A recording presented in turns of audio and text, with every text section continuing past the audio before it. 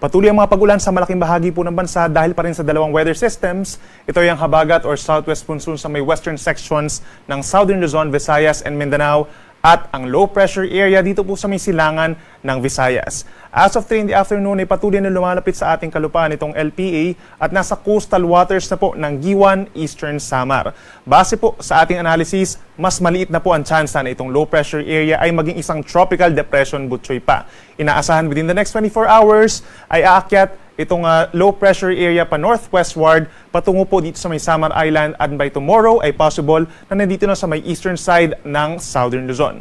Base rin sa ating analysis, kaya mababa na yung chance na ito maging isang bagyo pa ay dahil sa mataas na vertical wind shear. So ibig sabihin po ng mataas na wind shear, yung mataas at mababang parte ng atmosphere ay magkaiba po yung lakas or bilis ng hangin kaya madaling masira po yung ating circulation. At isang reason na rin po ay dahil malapit na ito sa ating kalupaan. Gayunpaman, dahil ito ay low pressure area at tatawid dito sa ating kalupaan, ay malaking bahagi pa rin po ng bansa ang magkakaroon ng mga pag-ulan at minsan po ay magiging malakas ito. Simula ngayong hapon hanggang bukas ng madaling araw, mataas ang tsansa ng ulan, Bicol Region, malaking bahagi ng Visayas, Caraga Region, at dito rin po sa may Marinduque and Romblon. Dahil po yan sa direktang epekto ng low pressure area, ang eastern portion of Luzon, simula po sa may Cagayan, pababa ng Laguna, Rizal, and Quezon, yung trough or yung extension ng low pressure area, umaabot po doon, kaya mag-ingat din sa mga malalakas kung minsan ng mga pag-ulan.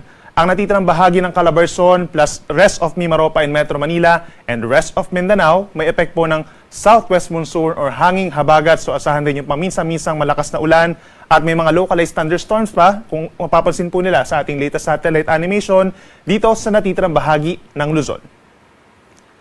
By tomorrow, araw ng Thursday, that's July 18, asahan pa rin pong epekto ng low pressure area plus southwest monsoon sa malaking bahagi ng Luzon, particularly dito sa may southern portions. Ang Bicol Region makakaranas pa rin po ng moderate to heavy na mga pag-ulan, gayon din ang Romblon, Marinduque, and Oriental Mindoro and southern portion of Quezon. So mag-ingat po sa mga posibleng pagbaha at pagguho ng lupa at doon sa mga pagragasa po ng tubig at lagi magantabay sa ating mga heavy rainfall warnings and rainfall advisories. Meron din kalat-kalat na ulan and thunderstorms over Metro Manila, rest of Calabarzon, magun dito rin po sa may Aurora, Isabela, and Quirino, epekto ng trough ng low pressure area na nandito po sa may areas ng Sorsogon, Masbate, and Romblon, kaya't mag-ingat din po sa mga posibleng pagbaha at pagguho ng lupa habang natitirang bahagi pa rin ng Luzon, dito sa may Northern Luzon and parts of Central Luzon, asahan pa rin ang bahagyang maulap hanggang maulap na kalangitan kagaya ngayong araw at mataas pa rin ang tsansa ng mga pag-uulan at pagkidlat pagkulog pagsapit ng hapon hanggang gabi. Temperature natin sa Metro Manila mula 25 hanggang 31 degrees Celsius. Sa ating mga kababayan sa Palawan, Visayas, and Mindanao, asahan pa rin po ang makulimlim na panahon dahil sa pinagsamang epekto ng southwest monsoon at dito rin po sa low pressure area sa hilaga ng Visayas. Pinakamatataas ang tsansa ng ulan bukas dito sa may Panay Island, kabilang ng Guimaras, Northern Negros, ganyan ng Northern Cebu hanggang dito sa may Biliran, Leyte, Samar, and Northern Samar. So moderate to heavy rains po ito at posible po magdulot ng mga pagbaha pa rin at pagguho ng lupa. So lagi makipag-coordinate sa inyong mga local disaster risk reduction and management offices kung kinakailangan po lumikas at lagi magantabay sa ating mga warnings and advisories. Ang Palawan, southern portion of Visayas at malaking bahagi ng Mindanao ay mananatiling mostly cloudy skies at meron din mga kalat-kalat na ulan, mga light to moderate with at times heavy rains po yan na maaari pa rin magdulot ng mga pagbaha and mga landslides, lalo dun sa mga areas na saturated na po lupa sa may Bangsamoro Region, Zamboanga Peninsula and Socsaljan. Mag-ingat pa rin po tayo bukas. Temperature natin sa malaking bahagi ng Kabisayaan and Mindanao ay hindi hihigit po sa 30 degrees Celsius dahil sa makulimlim na panahon. Para naman sa ating mga kababayan na maglalayag, wala po tayong gale warning or pagtaas ng mga alon, especially po na humina or walang inaasang pagtaas ng ating mga hangin at medyo relatively mahina pa po yung ating southwest monsoon. Gayunpaman, dahil magiging maulan sa malaking bahagi ng Southern Luzon, Visayas, and Mindanao at meron tayong mga thunderstorms, may tendency po na tumaas hanggang 2.5 meters o 2.5 metrong taas ng mga alon yung ating mga baybayin. Kaya mag-ingat pa rin po, lalo na yung mga kababayan po natin na nangingisda. And for the next 3 days pa, from Friday up until Sunday, nandyan pa rin pong epekto ng low pressure area plus the southwest monsoon. Pagsapit ng Friday, yung low pressure area most likely po nasa may area na ng Mindoro at posibleng malusaw na rin po by that time habang ang southwest monsoon ay makaka-apekto pa rin sa western section of Southern Luzon. So sa Friday, asahan pa rin ang mataas na tsansa ng ulan sa may Bicol Region, Mimaropa, Batangas, and Quezon, habang ang Metro Manila at natitirang bahagi po ng Luzon ay bahagyang maulap hanggang maulap na kalangitan na may tsansa pa rin ng mga pulupulong pag-ulan lalo na sa tanghali hanggang sa gabi.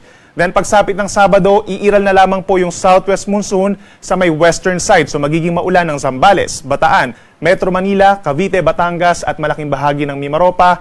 Rest of the Luzon area, dito sa may parte nga Sabado po ay bahagyang maulap hanggang maulap ang kalangitan. At pagsapit ng Linggo, ang pinakang uulanin naman po ay yung nasa western side ng Northern and Central Luzon dahil din sa habagat. So itong Ilocos Region, Zambales and Bataan, meron din kalat-kalat na ulan and thunderstorms, kaya mag-ingat po sa mga baha at landslides.